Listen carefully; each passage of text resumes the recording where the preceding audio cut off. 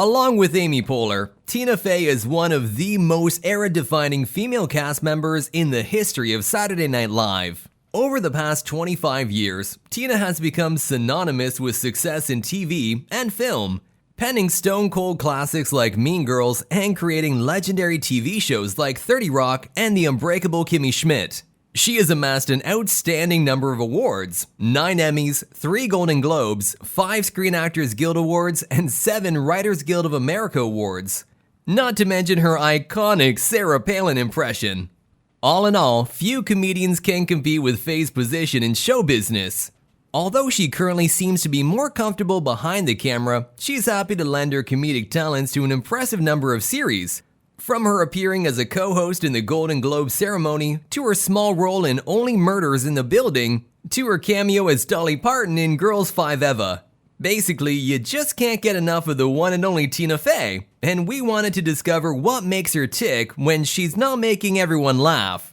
If you'd love a special weekend update on the woman that puts the Fey in famous, keep watching to find out 7 things you probably didn't know about Tina Fey. While you're at it, make sure you click on the like and subscribe buttons to show your support for the channel. Don't forget to hit the bell icon as well. If you do, you'll get a notification every time new content's available. Number 7. Sneaked into movies, TV viewing habits, a book report at 13, and the satirical column. A comedic genius like Tina's takes quite a bit of training, and fortunately the actress, born in May 1970, had an early start. When she was just a kid, she was a devoted fan of The Mary Tyler Moore Show, of Bob Newhart, and of Norman Lear sitcoms like All in the Family, Sanford and Son, and The Jeffersons. As her passion went much further than that, her parents, Korean War veteran Donald and Greek-born brokerage employee Zenobia, encouraged it. They even sneaked her into movies to watch Mel Brooks' Young Frankenstein, and she stayed up past her bedtime when The Honeymooners was on. That sounds like a crash course in classic comedy to us, and it looks like it paid off. When Tina was in middle school, she was assigned a book report after finishing the regular class material. Then, 13 years old, she chose the volume that was closer at hand, Joe Franklin's Encyclopedia of Comedians. Little did she know that, just like her TV viewing habits, it would mark the beginning of a successful career. During her high school years, she was involved in plenty of activities, from choir to drama.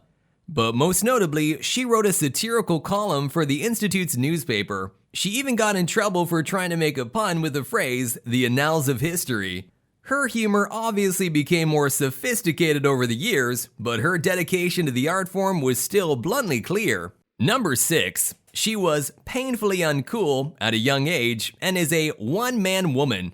By all accounts, Tina was already a funny lady when she was young, and in pure Tina Fey style, she has been able to mine her painfully uncool teenage years for several 30 Rock flashbacks.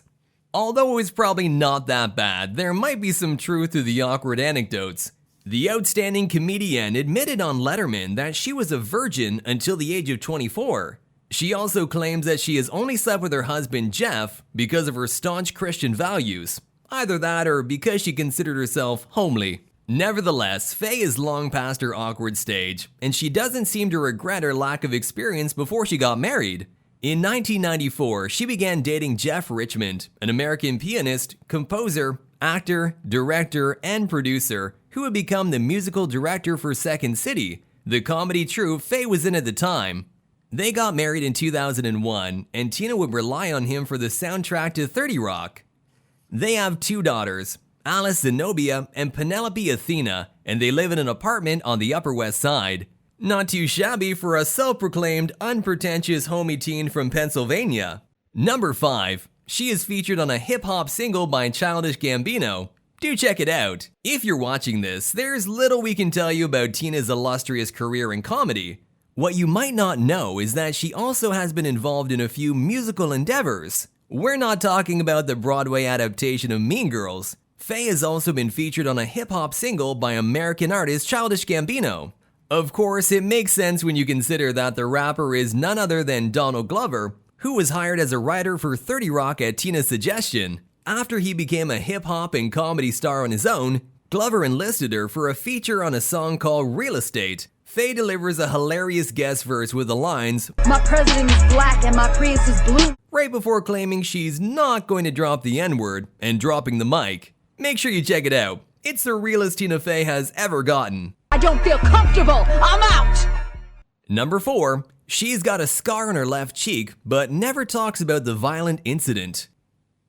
If you're sharp-eyed, you might have already noticed a scar on Tina Fey's left cheek. As it turns out, she's had it since she was the victim of a violent incident when she was 5 years old.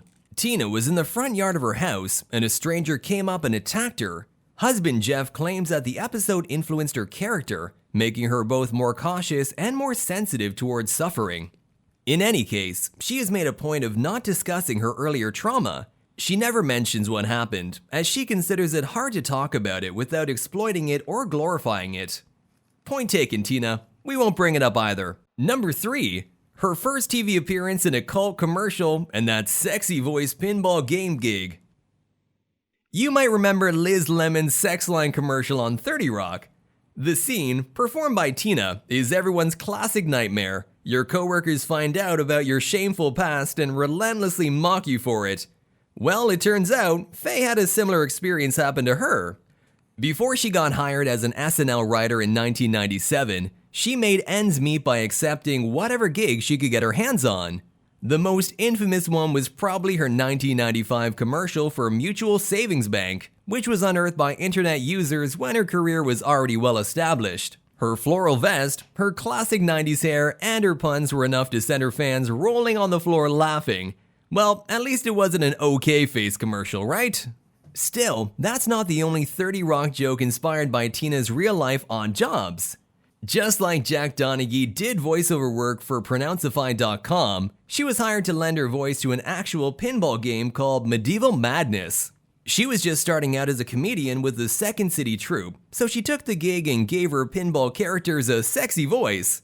Her husband even jokingly hinted that she should talk like that all the time, and we like to imagine she sometimes humors him by doing her pinball voice. Number 2. She lost 30 pounds for Weekend Update after dealing with stress through donuts. During her classic run as Saturday Night Live, Tina Fey had to face her fair share of challenges. Producer Lorne Michaels was well aware of her comedic talents, so he decided to take her out of the writer's room and give her a role for Weekend Update. However, she faced a bit of sexist opposition. A Hollywood agent told Michaels that she just didn't have the looks. Fey had, in fact, gained quite a bit of weight due to the stressful working conditions on SNL. Years later, she would admit that she had dealt with all the strain through Krispy Kreme donuts. However, she was determined to get the role she deserved on SNL. Before she took over as co-anchor of the renowned fictional news program in 2000, she lost a total of 30 pounds. Clearly, Tina isn't someone who gives up without a fight. Let's hope she's less frazzled now and that she enjoys an occasional dunker. She has pretty much earned any of them.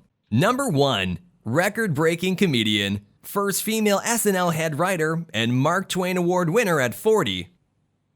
Beyond her innumerable accolades, Tina's talents have also led her to break quite a few records. The first one is related to the show that made her a household name. She was the first female head writer for Saturday Night Live, only 2 years after she joined the staff. She filled the honorable position for a total of 6 seasons, after which she went on to write for 30 Rock. Since then, SNL has also trusted Paula Pell and Sarah Snyder as head writers, though it was Tina who paved the way for a more equal writer's room on the classic sketch show. That's not the only genre record she had broken. In 2010, she received the Mark Twain Prize Award for American Humor, one of the most prestigious comedy awards in the States. Some of the other recipients are legends like Richard Pryor, Lily Tomlin, or George Carlin. But something sets her apart from them. She joined the list of winners when she was only 40 years old, making her the youngest Mark Twain Prize winner to date. Being honest, we're not too surprised. We could already sense she was great when we saw that 1995 Mutual Savings Bank commercial. Well, that's our video on Liz Lemon, comedy genius Elizabeth Stamatina Fey.